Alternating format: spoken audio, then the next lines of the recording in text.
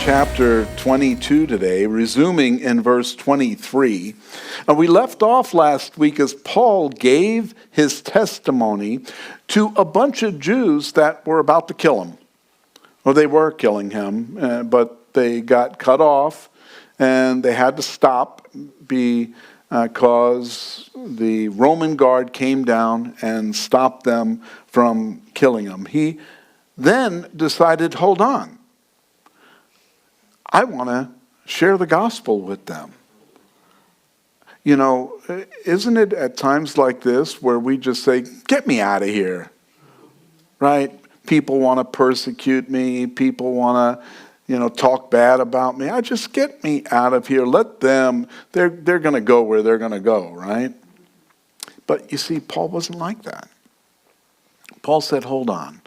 I want to speak to this crowd. I want them to know the truth. I want to share with them the love of Jesus. It's like, Paul, really? They were just trying to kill you. You want to spend eternity with these people?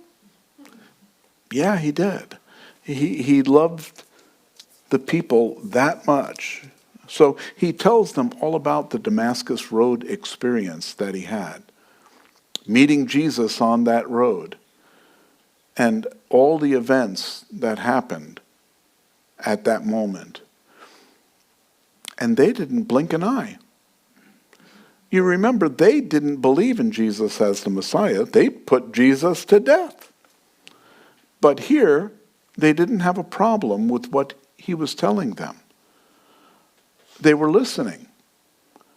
He gave a detailed account of what took place.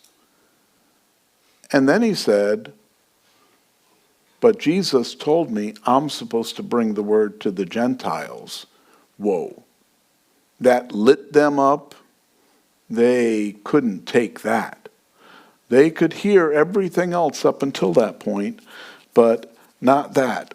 It says in Acts 22:22, and they listened to him until this word, and then they raised their voice and said, away with such a fellow from the earth, for he is not fit to live. So that was their attitude towards Gentiles. Unless you're Jewish by birth or you're a proselyte into Judaism, you're a Gentile. That's the only two brands that there are, Jews and Gentiles, as far as Jews are concerned. Today's message is titled, What Not to Say. We continue Acts 22. We're going to pick it up in verse 23, where we read, then as they cried out and tore off their clothes and threw dust into the air, the commander ordered him to be brought into the barracks and said that he should be examined under scourging so that he might know why they shouted so against him. And so they're throwing dirt up in there. This is a Jewish thing, where, we're upset, we're mad, we're going to tear our clothes and we're going to throw dirt up in the air. And it was showing how upset they were. It was a demonstration. You guys do this probably still, right? No, we don't. We found new ways. We get on Facebook and we start letting people know what, our Instagram posts have just a little bit of flavor to them. But, Paul was watching all of this take place.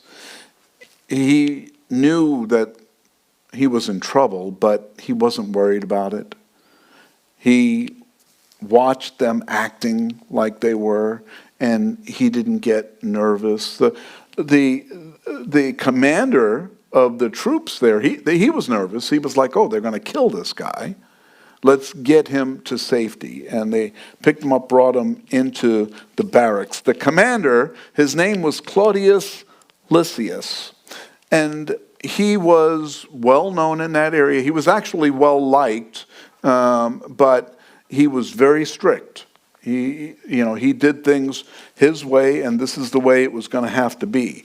He didn't know what Paul said because Paul was speaking the language of the Hebrews, and he didn't speak that language. So he just figured, okay, Paul is the problem. They all got upset because of something he said, and so it must be Paul. Paul must be the problem. And so they had this practice, the Romans had a practice of when someone was a troublemaker, scourge them until they confessed of their crime. Now, scourging, you've probably seen this before in some of the movies about Jesus and his crucifixion, when they would whip with a bunch of leather on an end of a stick. Well, in some instances, they would tie bone in there. And so it would rip the flesh as they would whip. This probably wasn't to that level. They were probably just using leather whips at this point. But Paul had been scourged before. And he was, not that he was used to it and he started to enjoy it. It was still very painful.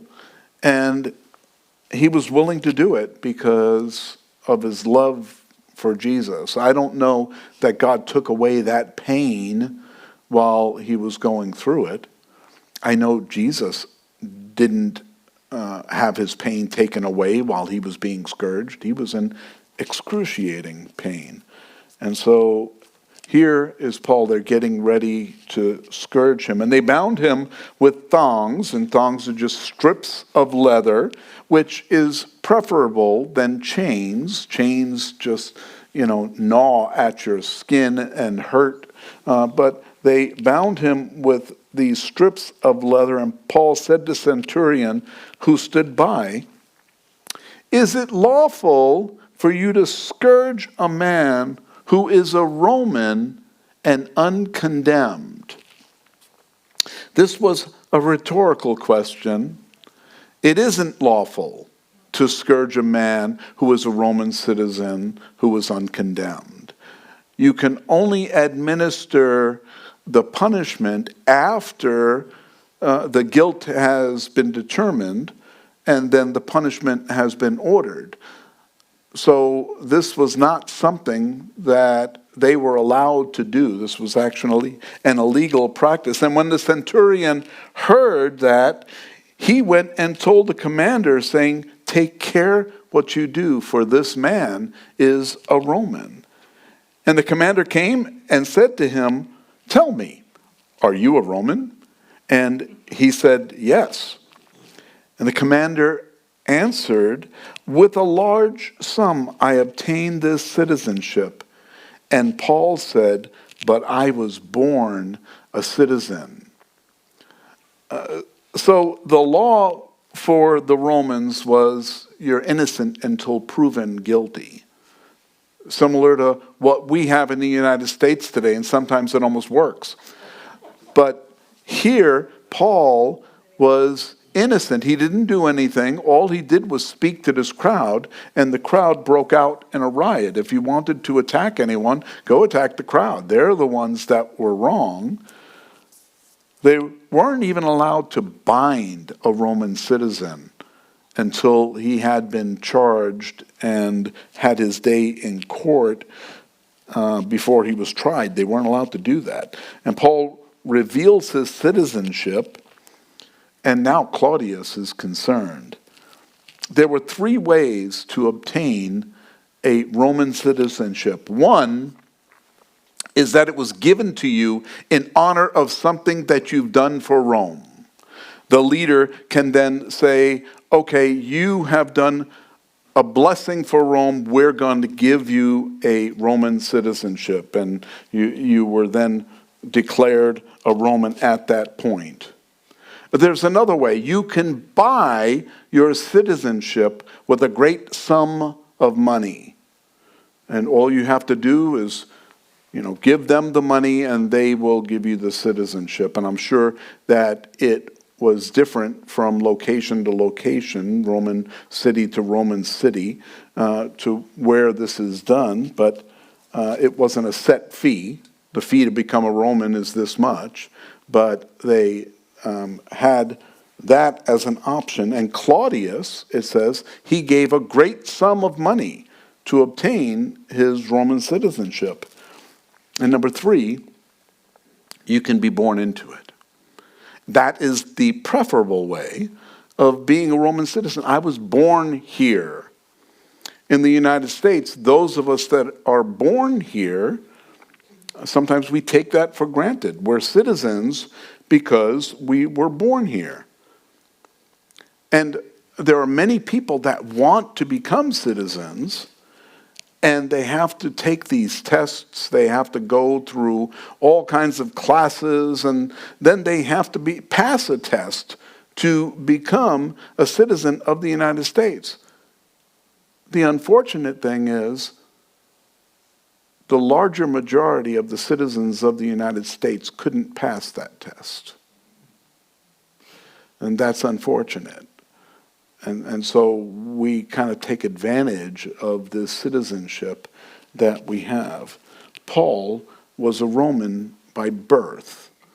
And so that was one-upping the Claudius, who obtained it through money. And then immediately those who were about to examine him, meaning scourge him to get information out of him, examine him, withdrew from him. And the commander was also afraid after he found out that he was a Roman, and because he had bound him.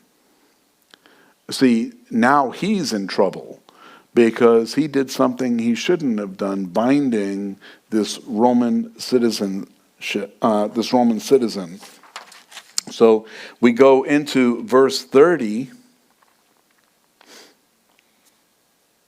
The next day, because he wanted to know for certain why he was accused by the Jews, he released him from his bonds and commanded the chief priests and their council to appear, and brought Paul down and set him before them. So here he is. He wants to come to a conclusion of what actually took place.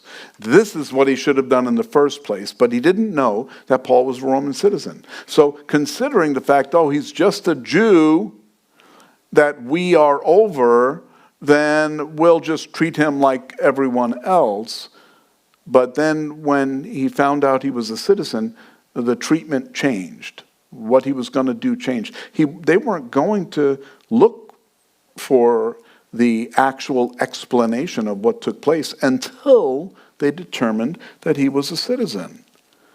And he commanded, this is the commander, he commanded the chief priests and their council to appear. He had the authority to do that. He had the authority to say, I want you guys to come here so that we can get to the bottom of what is going on. And now, Paul is actually considered a preferred person over those that are now being brought in. Before, it was, we don't care. It's one Jew that may be killed so that, he was, guilty, and that'll solve the problem because everyone else seems to be in one accord. So that'll bring peace by doing that. Now, that's not the case. We're going to go right into chapter 23, verse 1. When Paul, looking earnestly at the council, said, Men and brethren, I have lived in all good conscience before God until this day. And the high priest Ananias commanded those who stood by him to strike him on the mouth. And then Paul said to him, God will strike you, you whitewashed wall. That is funny, huh? I know some of you are like, I want to use that. So, God will strike you, you whitewashed wall, for you sit to judge me according to the law, and do you command me to be struck contrary to the law? So here he is, just presenting the fact, look, I have lived my life being a good citizen. I did nothing wrong. Well, people would say, hold on, you were killing Christians like crazy. What do you mean you did nothing wrong? At the time, he believed he was doing the will of God. And the Jews would support that he was going out doing the will of God, killing Christians because he believed that they were blasphemous, that what they were doing was wrong. And so here he is saying, hey, I'm innocent. Now, when he became a Christian, he didn't go killing Jews. He just went and shared the gospel with them, telling them the truth. And so this is a changed life. But Paul, in his own eyes, said, I didn't do anything wrong. I was supporting the Jews by going out and doing. I got letters from the chief priests to go out and incarcerate the Christians, bring them back to Jerusalem and kill them, put them in prison, whatever it took.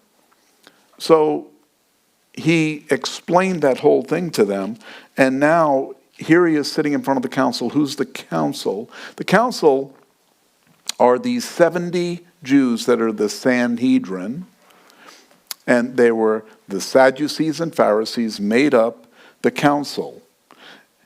And I don't know all 70 were there, but it was a council that had the right then to interrogate him and make decisions on the behalf of the Jews for what was going to take place. But here, this wasn't a Jewish court. They were brought in because the commander wanted to hear what they had to say, and he wanted to hear what Paul had to say. And they were speaking in a language that he understood now.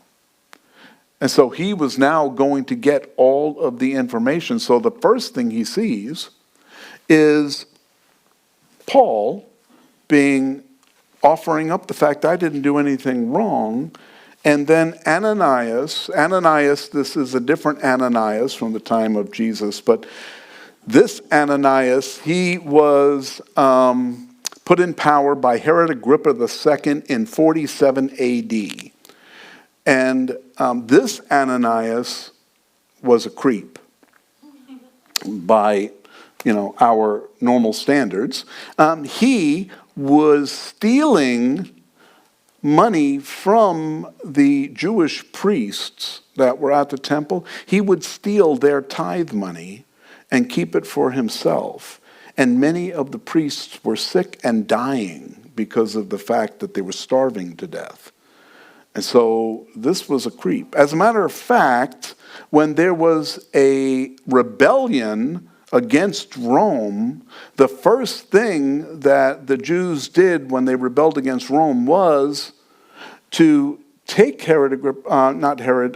take Ananias, burn his house down, and then they chased him to the temple, to Herod Agrippa's home, his residence there, and they killed him there at Herod Agrippa's residence. He was hiding in an aqueduct, and they found him and killed him.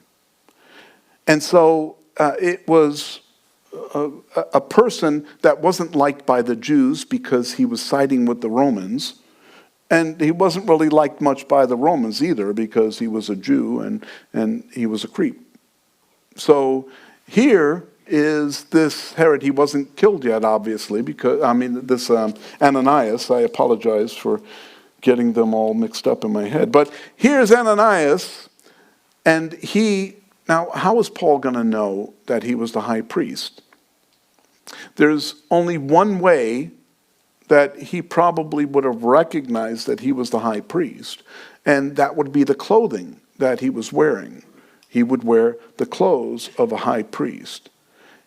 He may not have been fully attired in his high priestly clothes because he was probably on the down low, knowing that he was going to be entering a place that was going to be a little hostile to him. And he was had the Secret Service with him. He was being brought into the back room, and he knew that the Jews didn't care much for him.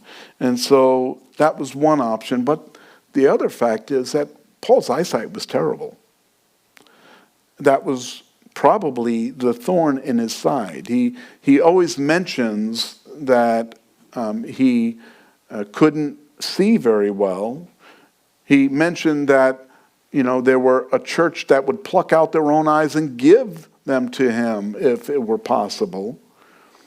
He mentioned the fact, look at what large letters I'm writing with you. It's me signing this letter because of the large letters that I'm using to sign it. So most scholars understand that he had a problem with his eyes. After the Damascus Road incident, he didn't get fully healed. He got healed enough where he was able to get around, but he didn't have his full vision. And so now he is judged according to the law that is the Jewish law. He's being judged. But the fact is, he didn't even break any of their laws. And they were going to smack him in the mouth. It doesn't say that he did get smacked in the mouth. It just says that he commanded those who stood by him to strike him on the mouth. And then Paul said, God will strike you, you whitewashed wall. Well, what does that mean? What is a whitewashed wall? Well, if you have a dirty wall, maybe graffiti written on the wall, Ananias is a jerk, they would go and they would wash it with white paint. They'd cover it up with white paint or anything they could do to cover up those words. And so he was basically saying, you're just a dirty wall, and you just have white paint on you to make you look good. This is very similar to the whitewashed sepulchres when Jesus called them whitewashed sepulchres, John the Baptist called them whitewashed sepulchres because the priests were empty on the inside. They were full of dead men's bones, but they looked so good on the outside. And that's where Paul's really going with this. Even the action of striking him in the mouth before he was determined he was guilty was illegal. So it's an illegal thing that was taking place. It was a crime. And Paul is being reminded here, they were going to smack him in the mouth. He's being reminded of what not to say.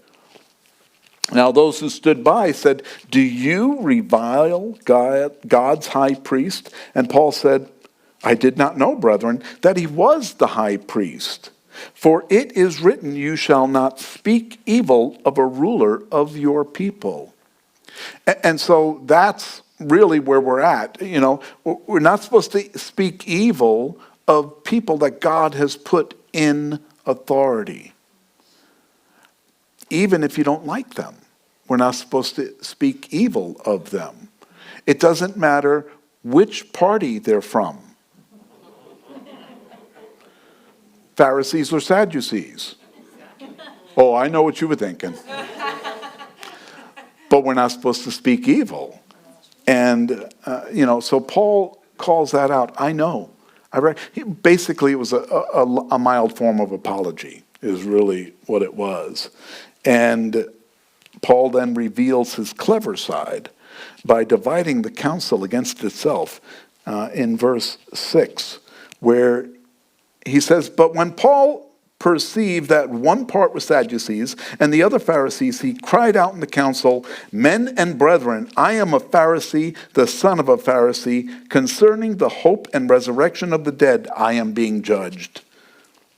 And when he had said this, a dissension rose between the Pharisees and the Sadducees, and the assembly was divided. For Sadducees say that there is no resurrection and no angel or spirit, but the Pharisees confess both. And so this is what I was talking about last week, where the fact that the Pharisees believe in the Spirit. They believe in life after death. They believe in the resurrection of the dead. They believe in angels. The Sadducees didn't believe in any of that. Sadducees believe that, when you die, you just go into the ground, life is over, that's it. That's why they were sad, you see? Remember it that way. It's very easy to remember it. So they were the majority. The Sadducees were the majority, and the Pharisees, but the Pharisees had the heart of the people because they gave hope. If you were told, hey, there is no life after death, this is it, this is the best you get, and now pay me for that information. That's just drastic, isn't it? So Paul claimed now to be being accused of the fact that he believes in a resurrection of the dead. That's how come he's on trial here. Well, that wasn't true either. He was kind of making a stretch there, but it was a good one. And he was able to throw everyone off because now it just divided the very people that were there, and they were starting to fight with each other. And now Paul's just going to sit back and watch. This is going to get fun. Verse 9, then there arose a loud outcry, and the scribes of the Pharisees' party arose and protested, saying, we find no evil in this man. But if a spirit or an angel has spoken to him, let us not fight against God.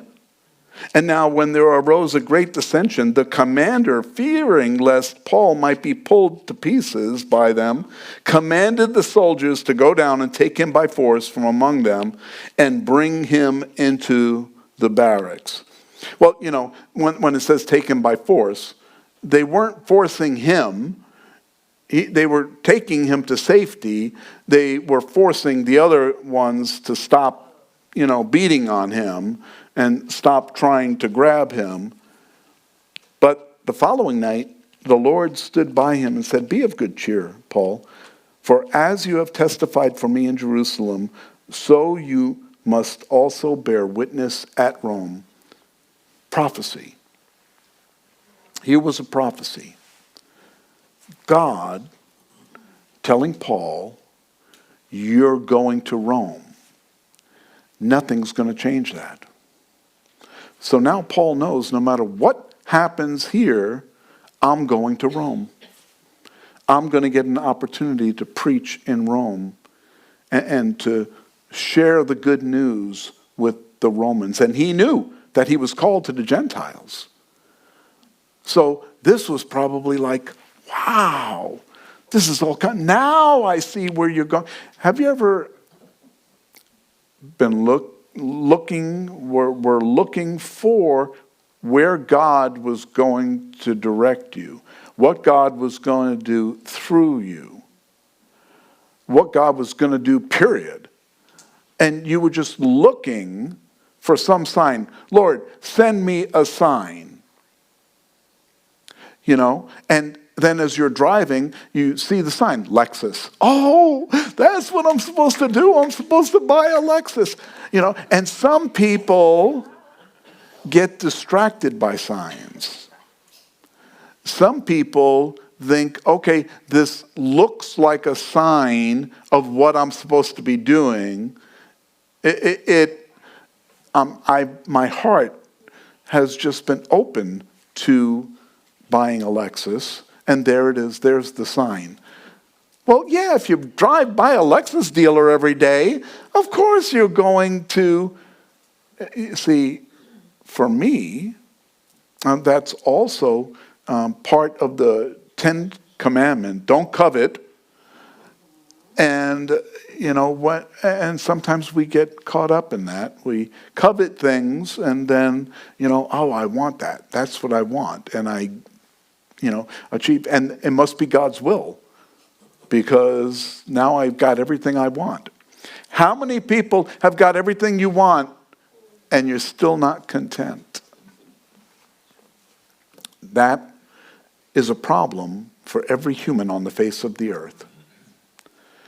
We get everything that we want, and it doesn't bring contentment. The only thing that brings contentment is the Holy Spirit in our lives leading and guiding us. You know when we find this out? When we look at what we have and say, I really don't need any of it. It's not important. And, it's nice, but it's not the most important thing. And that's when we find true contentment. Paul was content with the idea that he was going to Rome to go preach to the Greeks. They weren't Greeks, they were Romans, but the Gentiles, the non-Jews, he was going to go preach in Rome, and he was going to be able to share with them. The Pharisees were actually standing up. The scribes for the Pharisees were standing up for him. They were the ones saying, hey, you know what? This man didn't do anything wrong. I didn't find any evil in him. And they're now realizing, we may be fighting against God. Gamaliel, Paul's teacher, said the same thing in Acts chapter 5 when he was talking about Peter and the boys getting locked up in prison, and then an angel let them out and they left the prison. So Gamaliel didn't know that Peter was left out of the prison, but he was meeting with the Sanhedrin, and they were deciding what they were going to do. And Gamaliel said, let it alone. Man, you guys, you got this in your head that you have to kill anyone that doesn't agree with you. Is that what we're seeing in the world today? That's the same mentality in our world today. I don't agree with you, so you must die. Now, that's not what they're saying, but it sure is an attitude that I see out there, and it's on both sides, and it's ugly. And this is the work of the enemy. Just like Paul used these two groups of people, and he saw that he was able to divide them by just standing to one side and getting people on his side. He was able to divide. We're seeing the same thing in our world today. I have the solution. I know the official that's going to solve all the problems. His name's Jesus. And we voted for him when we asked him into our lives. And so our King is coming. And we are going to be in the winning kingdom. It's exciting. It's exciting. So we can look at things differently when we consider things that way. Gamaliel said back there in Acts 5:38, and now I say to you, keep away from these men and let them alone. For if this plan is the work of men, it will come to nothing. But if it is of God, you cannot overthrow it, lest you even be found to fight against God. That's what's happening in our world today. People think they can overthrow God. People that are atheists believe that they have the solution, that they have the understanding and the knowledge of what we need to know. People that are other religions, Buddhist, Hindu, Muslim, Mormon, they believe they have the answers of how to have a relationship with God and how to spend eternal life. They all have different answers to how to get there. But God did not make many roads to get to him. There's one road, and it's narrow, and it's not the easy road. And that's the way that he set before us so that we can find him. And then you know what you guys are? GPS. God's personal servants. You see, you are supposed to share the good news with others to direct them. See, you have the map. They look at this and they go, I can't understand the map. I don't know how to read a map. Are you one of those people that don't know how to read a map? Okay, I was a navigator in the military. I know how to read maps, charts, and I know how to read things I don't even know what they are. I read them because they tell me how to get from point A to point B. That's what this is. And we do know what this says. And so there are people out there that need to hear the good news. And they need the directions of how to get there. You don't have to know the whole Bible. You only have to know how Jesus saved you. And then that's the beginning of sharing how they can get into a relationship with God the Father, because you already have it. You've already been there. You've done that. You get the way there. And so in the world right now, things are dark. Things are ugly. And they're not getting much better. But that's a great time to know the direction that people have to go. It doesn't matter what you believe in prophetically. It doesn't matter if you're pre-trib, mid-trib, post-trib, no-trib. It doesn't matter what you believe about that. Me, personally, I believe that Jesus is coming soon for us. And he's going to take us up out of here. If you believe it's post-trib or mid-trib, you can stay. I'm going. I'm out of here. Because I don't believe that the wrath of God is meant for his children. And that's why I believe we're not going to be here. So here's the good news. Jesus is coming. He's told us that.